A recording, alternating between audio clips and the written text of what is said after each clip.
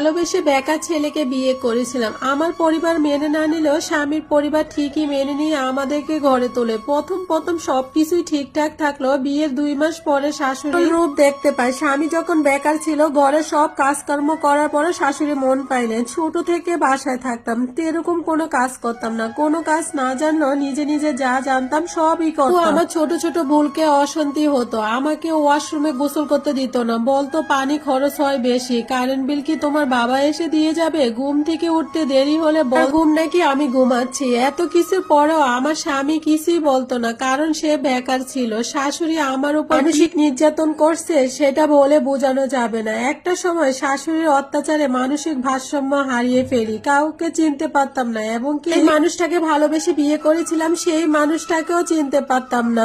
আমার এই অবস্থার কথা শুনে আব্বু আম্মু এসে আমাকে নিয়ে যায়।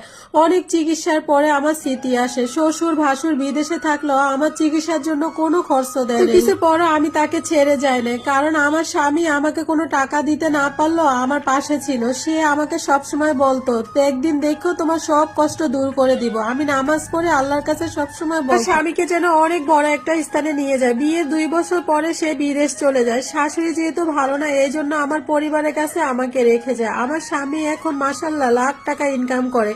সে বেকার অবস্থায় তার সাথে দুর্ব্যবহার করলো, এখন সে সব টাকা তার পরিবারের কাছে, কিন্তু আমাকে সে একটা টাকাও দেয়নি। 2 বছর পরে এখন সে মাসে 5,000 টাকা করে দেয়। এই টাকা কখনো হজম করতে দেয় না। সে প্রতি মাসে টাকা দিয়ে আমাকে খোটা দেয়। আমি অনেক কান্না করি, তবুও নির্লজ্জের মতো স্বামী টাকা, কারণ আমি তো মেয়ে মানুষ। এরকম না যে সে আমাকে ভালোবাসে না, সে তার সব টাকা পরিবারকে দেয়, এবং আমার খরচ আমার বাবা মা দিবে। এইভাবে চললে সে অনেক খুশি। দেখতে দেখতে আমাদের বিয়ে 7 বছর হয়। তারপর স্বামী আমাকে সৌদি আরব নিয়ে আসে। ভালোই যাচ্ছিল দিনকাল। তারপর জানতে পারি আমি মা হব। আমার স্বামী অনেক খুশি হয়েছে।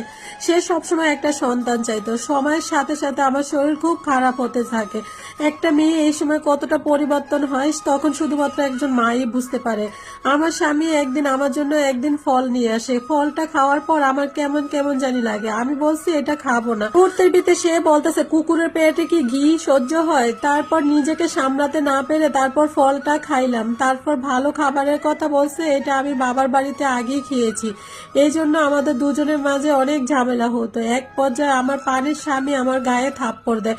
আমি মুহূর্তের ভিতরে মাটিতে পড়ে যাই। পরে সাথে সাথে আমার কানটাও পুরা জিনিসটা ছিঁড়ে যায়। তারপর আমি বললাম, কেন আমাকে কানটা নষ্ট করলাম? বলতেছে আমি নষ্ট করছি, আমি আবার ঠিক করে দিব।